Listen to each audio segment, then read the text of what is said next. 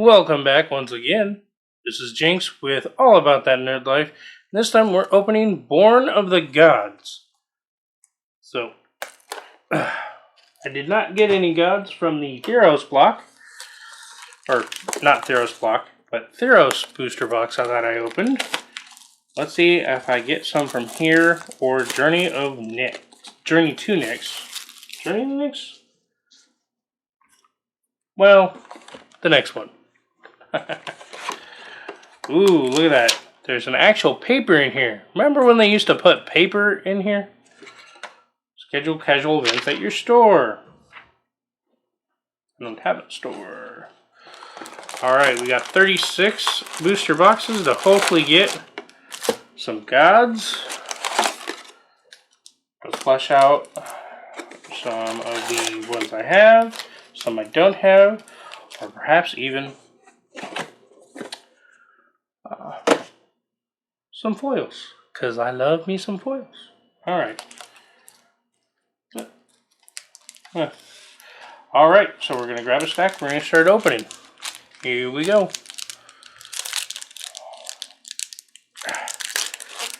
Back to having trouble with the wrapper.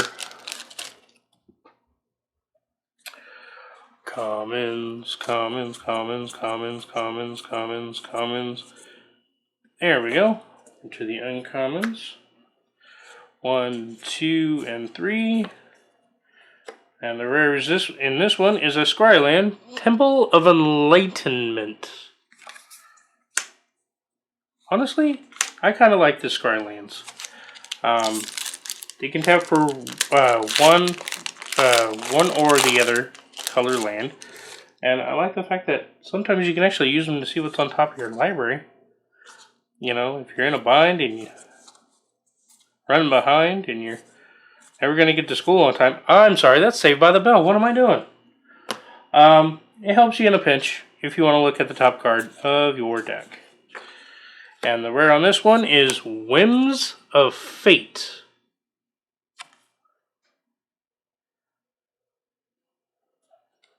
I think that could be fun in a whole nother level. Because starting with you, each player separates all permanents he or she controls into 3 piles. Then each player chooses one of his or her piles at random and sacrifices those permanents. Whew. That could really shake things up in a game, couldn't it? Uncommons. You know, I'm feeling that the card stock that they use to print these cards feels a little bit different. It's a little weird. And let's see, the rare is Eidolon of Countless Battles. I'm sorry if I butchered that, I really am. But here it is. This is the card this is the rare. That could be interesting to use. And we got our first foil, Rise to the Challenge. And you can already see the foil. Look at that. Ooh, rainbow color. I always did like the way they did foils some of the times. Other times, you know, not so much. Like if you go back to the original way they foiled it, they would foil the border but not the art. And I never liked that. I mean, foils are foils and I like them. But when they started foiling the actual artwork itself, that's when foils for me started getting better. 2 and 3. And the rare is Guild. 1 black, 3 colorless, exile target creature. Put a colorless artifact token named Gold onto the battlefield. It has sacrificed this artifact, add 1 mana of any color to your mana pool. But it has to be a non-token creature, right? No, it just says exile creature. So essentially, for, you know, there's people doing token decks, yeah, that's going to help you. Because you can literally produce a good chunk of tokens to, like, if you're mana screwed and need some mana, you can always sack some tokens to get mana, dude. I'm not saying it's the best way to use a token deck, but, you know, there's ways to use it. You know what I mean? You always want to be able to use your cards. And woohoo! Alright, so we got a land, and we got our first god. Phoenix? Phoenix, god of deception. Indestructible, of course. As long as your devotion to blue and black is less than 7, he isn't a creature. Creatures you control have tap. Target player puts the top X cards of his or her library into his or her graveyard, where X is this creature's toughness. So you tap another creature, and its toughness dictates how many cards you put in there. They have to put in the graveyard, which is kind of cool. What I have found is with some of the god cards like that, you don't want them to be creatures. You just want their ability, which actually makes sense. Like that one right there, you don't necessarily need him to be a creature to enjoy his effect. And another mythic rare, Flame Wheeled Phoenix.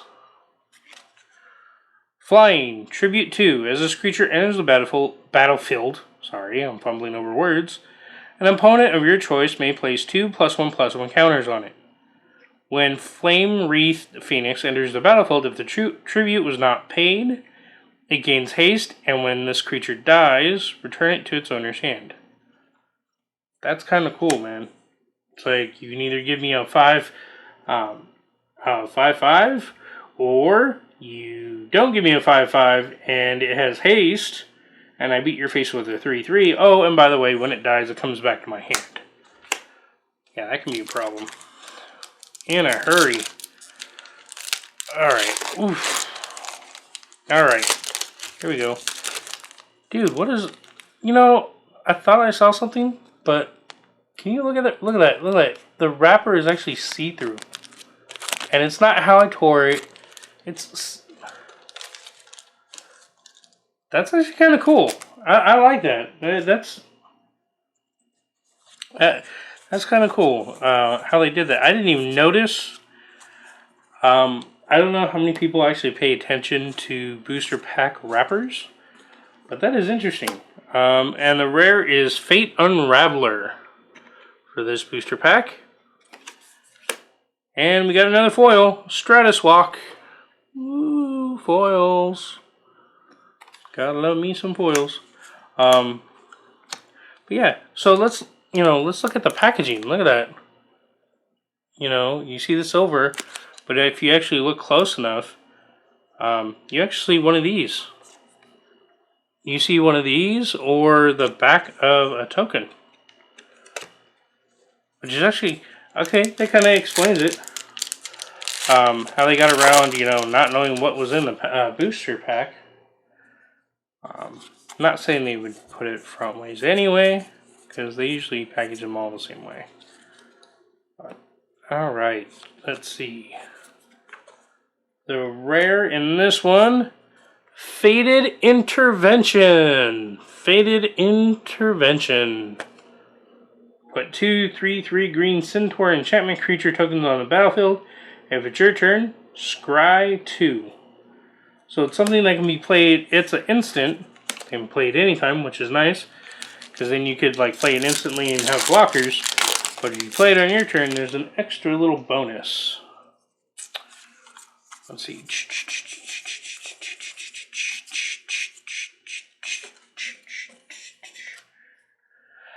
1, 2, and 3. And the rare is Hero's Podium. Each legendary creature you control gets +1/+1 for each other legendary creature you control. Interesting. I might have to put that in my commander deck. Because I would think that would be pretty awesome. Because then one legendary creature can boost up another legendary creature. And especially if they're gods and they're indestructible. I mean, they're not... It doesn't make them unable to be removed. They can be removed. There's ways around it. But makes them that much more fun. Plea for Guidance is the rare in this one. And it says search your library for up to 2 enchantment cards. Reveal them and put them into your hand, then shuffle your library. And considering that gods, and I'm pretty sure, let me double check. Yep, right here. All the god cards from at least this set, and I'm pretty sure the Theros booster box as well, are enchantments on top of being creatures. So that would be interesting. You could put god cards right in your hand. But the other thing you need to keep in mind is you reveal them, and that means the people know what's in your hand, and they can play cards against it. Rare in this one is Spirit of the Labyrinth, and each player can't draw more than 1 card each turn. That's interesting. I guess if you're playing against a draw deck, that kind of slows things down a little bit. Okay, we're about 1/3 of the way through the booster box of Born of the Gods. Getting through the commons. I'm trying to put the uncommons in with the commons. 2, 3. And the rare is Scourge of Skola Vale. Skola Vale. Trample. Scourge of Skola Vale enters the battlefield with 2+1/+1 counters on it. Tap, sacrifice another creature, put a number of +1/+1 counters on Scourge of Skola Vale equal to the sacrificed creature's toughness. Oh, dude. You can make that creature huge. But then again, we all thought Scoop Mob was going to be like pretty huge too. And, well, answers came pretty quick to put that one down. So there you go.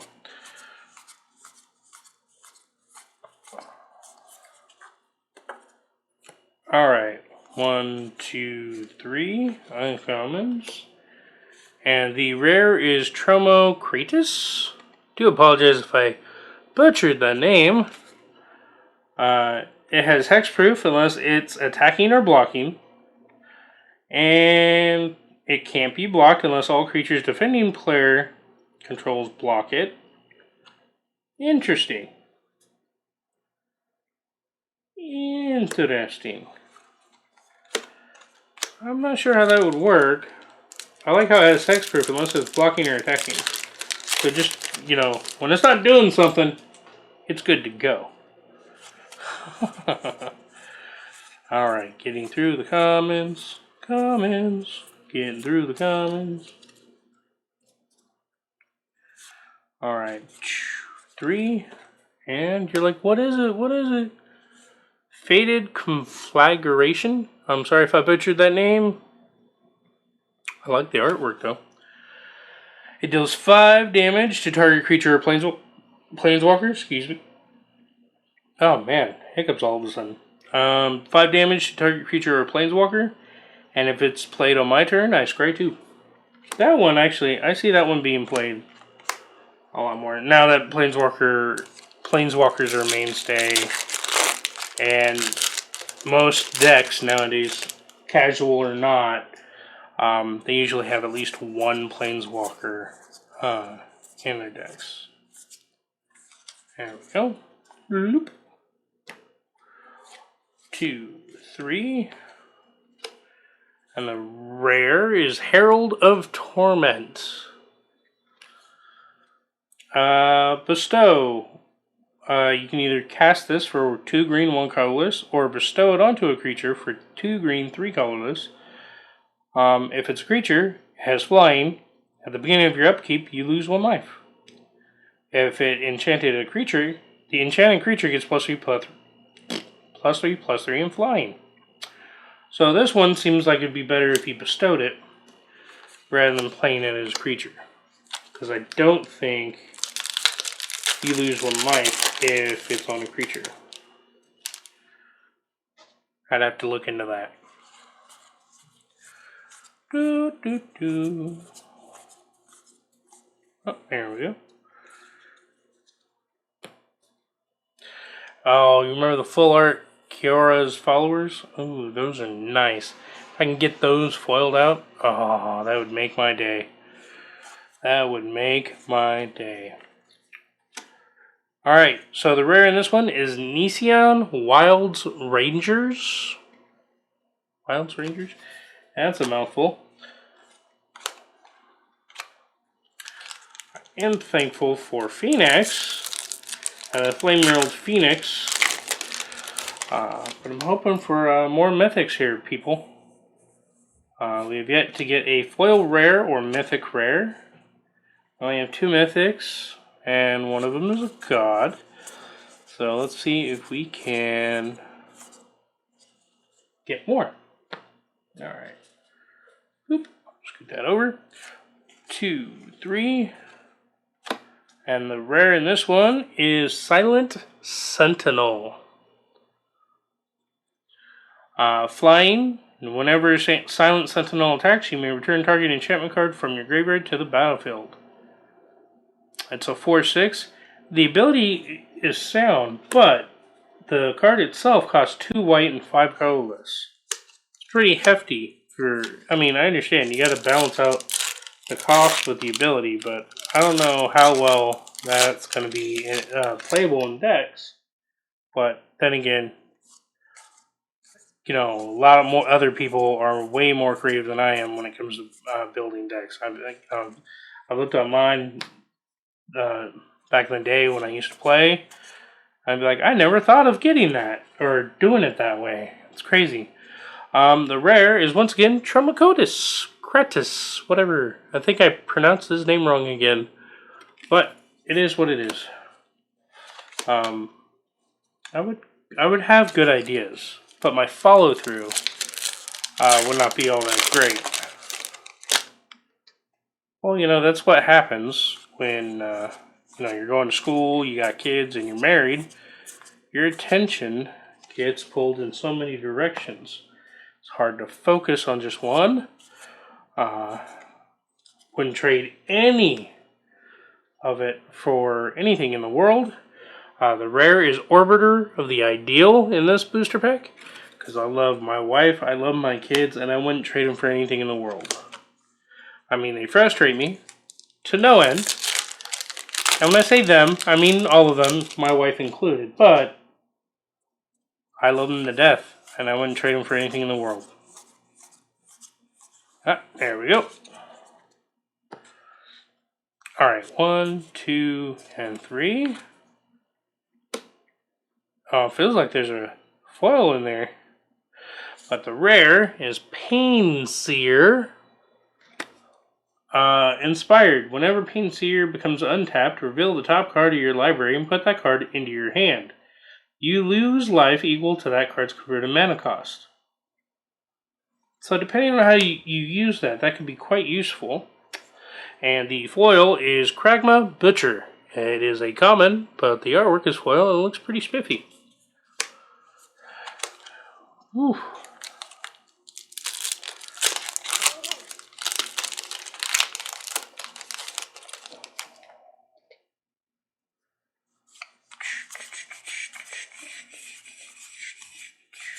Oh. Try and put on commons and commons again. 2 and 3. And the rare in this one is Satyr Fire Dancer. I like the artwork. Whenever an instant or sorcery spell you control deals damage to an opponent, Satyr Fire Dancer deals that much damage to a target creature that player controls. Oh, dude. That's kind of cool. I actually like that. I like it a lot. And another foil. This one's an uncommon. Satyr Nyxsmith. You know, it's an uncommon, but the artwork foiled out looks really, really cool. It's a 2/1 with haste. Whenever Satyr Nyxsmith becomes untapped, you may pay 1 red, 2 colorless. If you do, put a 3/1 red elemental enchantment creature token with haste on the battlefield. That's actually kind of cool. I like it. I can see that being useful.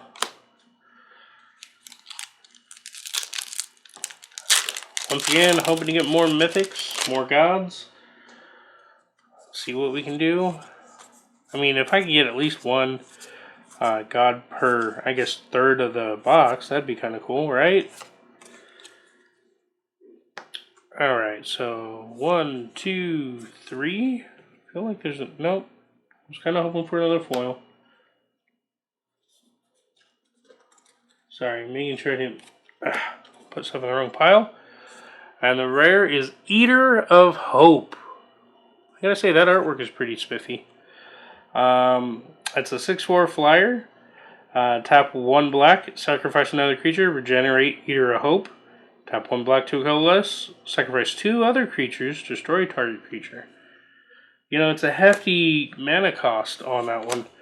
But, if done correctly... Oh, I'm just flinging booster packs everywhere. When done correctly, Eater of Hope can be a good ally. Could be a good card. Alright. Alright. There we go. 1, 2, 3. And the rare is Temple of Malice. Red-black Scryland. I like it. And we did get another foil, Snake of the Golden Grove. It's a common, but once again, it's foil. Gotta love the foils. Alright.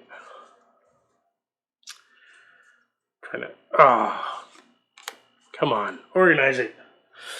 The last one of the second third of the booster box. You can't see it, but there's a big mess of all these little wrappers off to the side.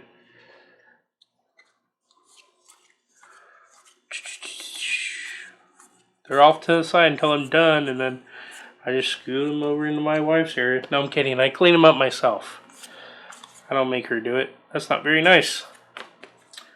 And the rare is Astral Cornucopia. Let's say I like the artwork on that. Astral Cornucopia enters the battlefield with X charge counters on it. Obviously, because it has XXX as the mana cost. Tap, choose a color, add 1 mana of that color to your mana pool for each charge counter on Astral Cornucopia. That's actually kind of cool. You have to tap 3 land just to get 1 charge counter, but it's I think it's worth it. All right, we're rounding third base and we're going home. So, like I ever played baseball. Sorry, I like watching it, just not playing it. All right. Alrighty, got some commons. 1, 2, 3. And the rare in this one is another Scourge of Skolovale. I'm getting a couple duplicates, not getting what I want here. Got our another foil, but this one is a rare Whelming Wave. Look at that foil. Oh. Return all creatures to their owner's hand except for Krakens, Leviathans, Octopuses, and Serpents. I guess if you're rocking Krakens, Leviathans, Octopuses, and Serpents, that'd be useful.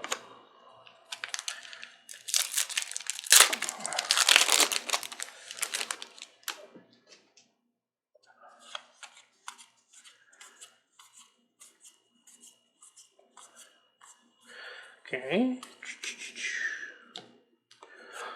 2, 3. And the rare in this one is Hunter's Prowess. The artwork kind of looks spiffy. It's a sorcery. Until end of turn, target creature gets +3/+3 and gains trample. And whenever this creature deals combat damage to a player, draw that many cards.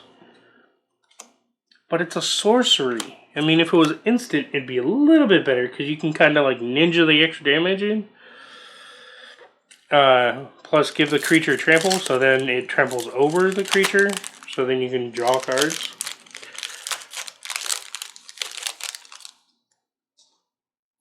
Just saying. Alright. Uncommon. Uncommon. Doo, doo, doo, doo, doo. And the rare is Faded Infatuation. It's an instant. Put a token onto the battlefield that's a copy of target creature you control. And if it's your turn, scry 2. That could be interesting. That could be interesting. The possibilities on that one. That's kind of cool. And it's a low mana cost. So. There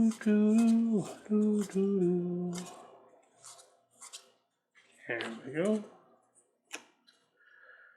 1, 2, 3.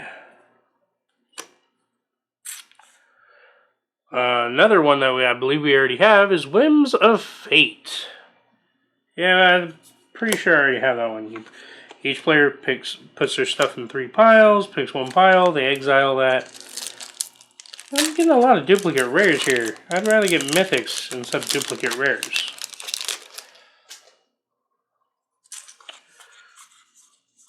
Alright. Oh. There we go. 1, 2, and 3.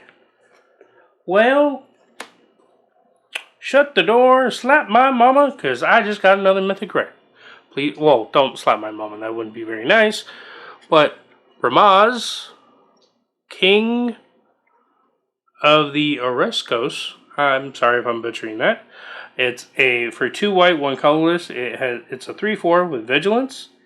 And whenever he attacks, put a 1/1 white cat soldier token with vengeance into the battlefield, attacking with him. And whenever he blocks a creature, put a 1/1 white cat soldier token with vigilance on the battlefield, blocking that with him, that creature.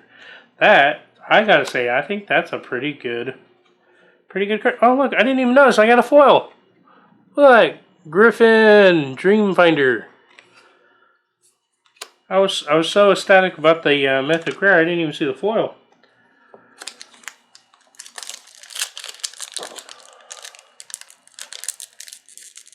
Holy crap, dude.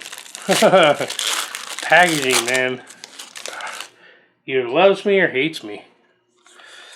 Alright.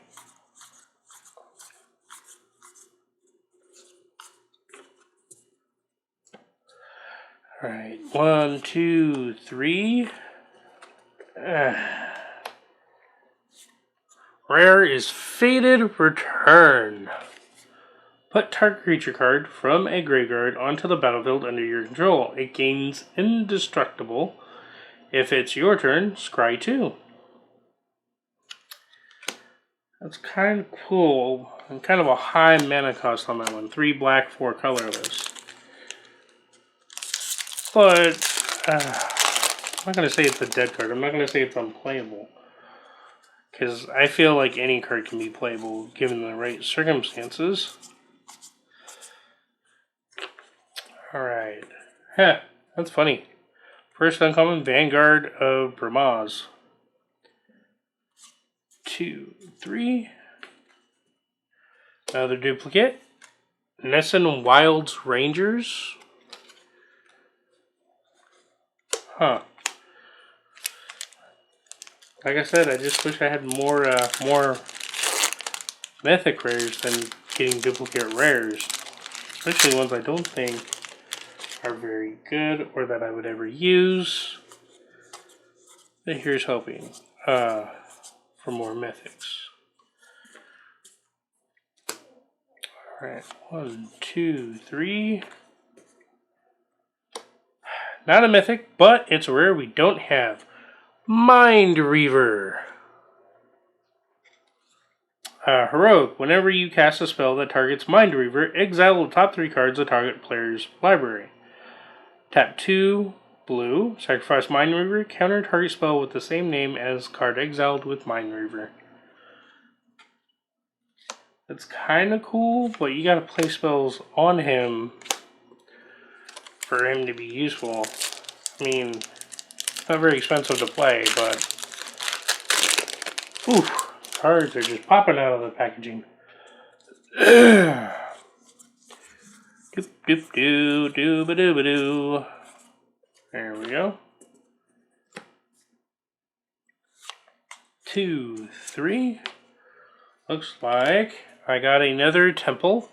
Temple of Plenty. Yep, it's for Forest and Plains. Down to the final 3. Final countdown. Do-do-do-do, sorry. Trying to keep my scene down to a minimum. Well, the whistling and the little fidgets, you're just going to keep. Yeah. Not much I can do about that. 1, 2, 3. And the rare is Hero of Lyanna Tower. And it says it's for 1 green, it's a 1/1 heroic. Whenever you cast a spell that targets Hero of Lyanna Tower, you may pay X. If you do, put X +1/+1 counters on Hero of Lyanna Tower. That is actually kind of cool, because if you got instance spells, you can attack as a 1/1, use an instant to beef her up, and then tap even more mana to beef her even more up. That I can see being being able to being playable. I'm fumbling over my words here. Yeah, it's a good card, is what I'm saying. I mean, it could be used. Now that one I wouldn't mind getting a duplicate of. All right. 1, 2, 3.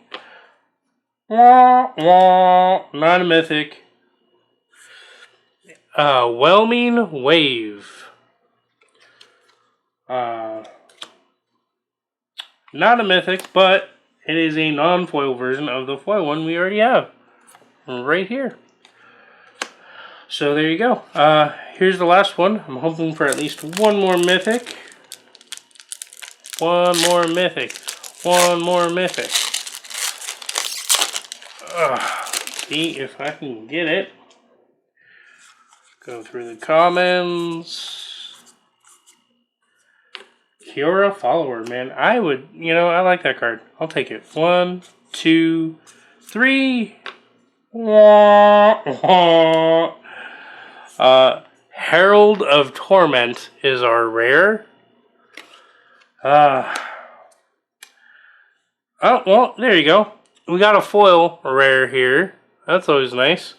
I like the artwork before. And if you look at it, I think foiling that out. Woo, let's see if we can get it on camera. Foiling it out makes it look that much better. Well, I gotta say, I'm not too disappointed because I did get at least one God card. And I got Bramaz and the Flame Wreathed Phoenix. But I was kind of hoping for at least one more mythic or at least one more God. But what are you going to do? I can't complain. I think I did pretty well. So that's going to do it for our Born of the Gods booster box opening. Next booster box opening is going to be Journey to Nyx or Journey of Nyx. I'll look into that and get back to you. But as for right now, I am Jinx, and I will see you next week.